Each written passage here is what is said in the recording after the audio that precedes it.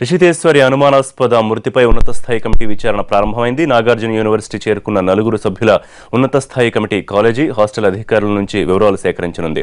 Retired IAS అధికారి బాలసుబ్రహ్మణ్యం ఈ కమిటీకి నేతృత్వం వహిస్తున్నారు. పోలీసుల దగ్గర నుంచి కూడా కమిటీ సభ్యులు సమాచారం సేకరిస్తారు. రేపు రిషితేశ్వరి మృతిపై పబ్లిక్ మీటింగ్ జరగనుంది. ప్రభుత్వానికి ఆగస్టు 2న నివేదిక అందించినట్లు తెలుస్తోంది. గత ఈ నెల జూలై 14వ తేదీ రిషితేశ్వరి అన్న ఒక స్టూడెంట్ వారు ఫస్ట్ ఇయర్ ఆర్కిటెక్చర్ కోర్స్ చేస్తుండేవారు. మరిగా సూసైడ్ చేసుకుని రిపోర్ట్ అయింది. దానిపైన ఎన్నో ఆందోళనలు జరిగాయి.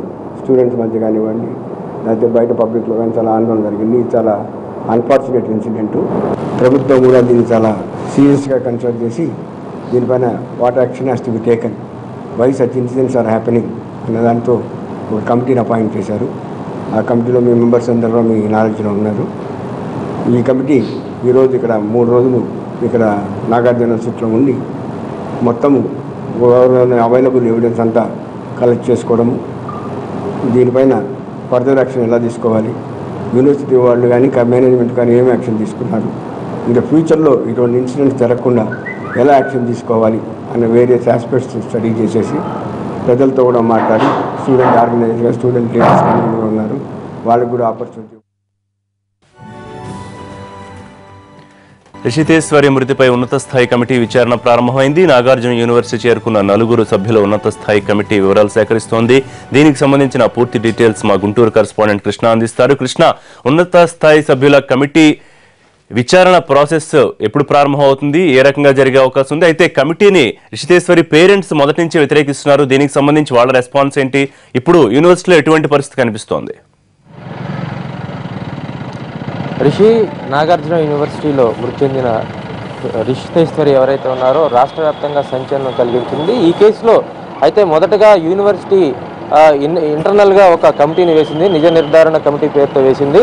దాన్ని మాత్రమే రిషితేశ్వరి తల్లిదండ్రులు వ్యతిరేకించడం జరిగింది. ఆ తర్వాత దీనిపై ఉన్నత స్థాయి కమిటీ విచారణ జరిపించాలని ప్రభుత్వం భావించింది. దానికి తగినట్లుగానే రిటైర్డ్ ఐఏఎస్ అధికారి బాలసుబ్రహ్మణ్యం నేతృత్వంలోని 9 సభ్యుల విచారణ కమిటీ ఈరోజు యూనివర్సిటీకి చేరుకుంది. ముఖ్యంగా ఈ కమిటీలో ఎవరైతే నెల్లూరు సింహపురి యూనివర్సిటీకి సంబంధించిన వీరయ్యతో పాటు పద్మావతి యూనివర్సిటీకి సంబంధించిన రిజిస్ట్రార్ విజయలక్ష్మి, అలాగే ఎస్వి యూనివర్సిటీకి చెందినటువంటి ప్రొఫెసర్ బాలకృష్ణ నాయుడు ఈ విచారణ కమిటీలో ఉన్నారు. ఈ మొత్తం ఉన్నత స్థాయి విచారణ కమిటీ కావడంతో ఇటు యూనివర్సిటీ అధికారులు, అటు పోలీసు అధికారులు అసలు ఆ రోజు ఏం జరిగింది, రిషితేశ్వరి మృతి వెనుక కారణాలు ఏంటి, ఆమె ఆత్మహత్య చేసుకుందా, ఇంకేమైనా సంఘటనలు జరిగాయా, ఇలా మొత్తంగా అన్ని అంశాలను ఈ కమిటీ విచారించనుంది. దీంతో పాటుగా యూనివర్సిటీలో ఉన్నటువంటి పరిస్థితులను కూడా ఈ విచారణ కమిటీ దర్యాప్తు చేస్తూ ఉంది. ఈరోజు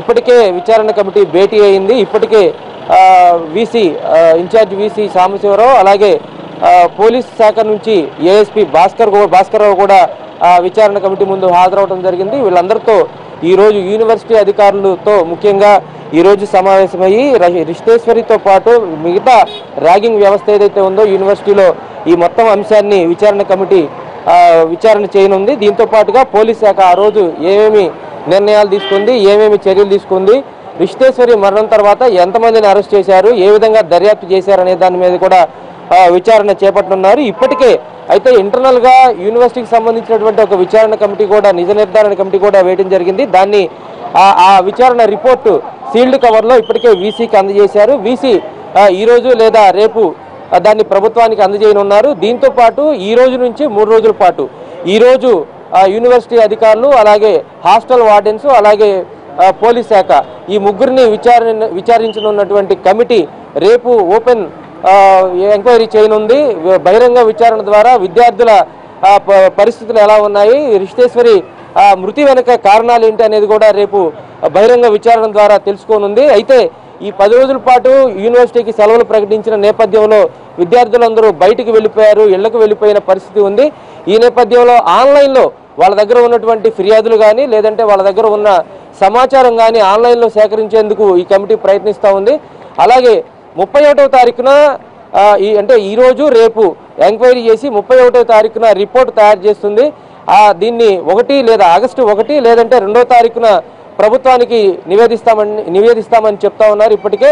ఎందుకంటే ప్రభుత్వం 5 రోజుల్లో చాలా వేగంగా ఈ దర్యాప్తు పూర్తి చేయాలి. ఎందుకంటే గతంలో అనేక కమిటీలు వేసిన సందర్భంలో కొంత కాలయాపన జరిగిన నేపథ్యంలో చాలా ప్రతిష్టాత్మకంగా ఈ రాష్ట్ర వ్యాప్తంగా సంచలనం కలిగించినటువంటి రిషితేశ్వరి అంశం, అందులోనూ నాగార్జున యూనివర్సిటీ పరువు ప్రతిష్టలకు సంబంధించిన అంశం, ఇప్పటికే యూనివర్సిటీపై అనేక ఆరోపణలు వచ్చిన నేపథ్యంలో ఈ యూనివర్సిటీలో విచారణ చేపట్టి వీలైనంత త్వరగా 5 రోజుల్లోనే నివేదిక అందజేయాలని రాష్ట్ర ప్రభుత్వం ఆదేశించింది. అయితే లోపల విచారణ జరుగుతుంది. అయితే యూనివర్సిటీకి సంబంధించినటువంటి కొద్ది మందిని, అలాగే ఇప్పటికి ఏదైతే కుల సంఘాల వల్ల ఇదంతా గొడవ జరుగుతూ ఉంది అని ఆరోపిస్తున్న నేపథ్యంలోనే కొద్దిమంది కుల సంఘాలను కూడా లోపలికి అనుమతించారు. మీడియాని మాత్రం లోపలికి అనుమతించడం లేదు. వచ్చే ఎవరైతే ఎంట్రన్స్ కానీ మిగతా ఏదైనా సమాచారం తెలుసుకునేందుకు వచ్చిన వాళ్ళు కూడా లోపలికి అనుమతించిన పరిస్థితి. నాగార్జున యూనివర్సిటీలో ఈ పరిస్థితి మీద చాలా అనేక అనుమానాలు వ్యక్తమవుతా ఉన్నాయి. అసలు వీళ్ళు మొదటి నుంచి చేయాల్సింది, ఇటువంటి పని చేయాల్సింది, ఇంత క్రమశిక్షణగా మొదటి నుంచి పెడితే బాగుండేది. ఇప్పటికిప్పుడు తీసుకొచ్చి ఎవరినైతే లోపల పంపించకూడదో వాళ్ళని పంపిస్తూ మిగతా వాళ్ళని చాలా ఇబ్బందులు పాలు చేస్తున్నారన్న ఆరోపణలు కూడా వస్తున్నాయి. మనం విజువల్స్లో కూడా చూస్తూ ఉన్నాం. మొత్తంగా ఇక్కడ ఒక బారికేడ్ లాంటిది ఏర్పాటు చేసి లోపలికి ఎవరిని రానియకుండా చేస్తున్నారు.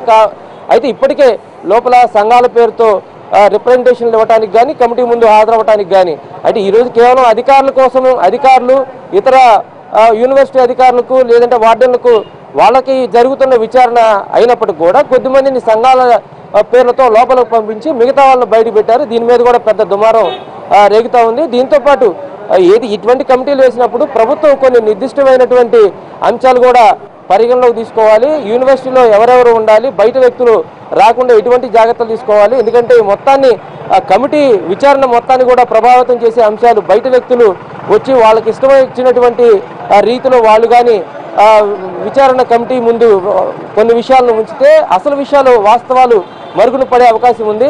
ఈ విషయాలను కూడా ప్రభుత్వం, అటు కమిటీ కూడా జాగ్రత్త తీసుకోవాలని కూడా కొద్దిమంది కోరుతా ఉన్నారు. మొత్తంగా ఈరోజు విచారణ కమిటీ 4 సభ్యులతో కూడిన విచారణ కమిటీ ఇప్పటికే విచారణ ప్రారంభించింది. ఈరోజు రేపు విచారణ పూర్తి చేసి ఎల్లుండి రిపోర్ట్ తయారు చేసి 5 రోజుల్లో, మొత్తం ఇక్కడి నుంచి 5 రోజుల లోపు ప్రభుత్వానికి నివేదిక అందించే అవకాశం ఉంది. Rishi, right, thank you very much Krishna.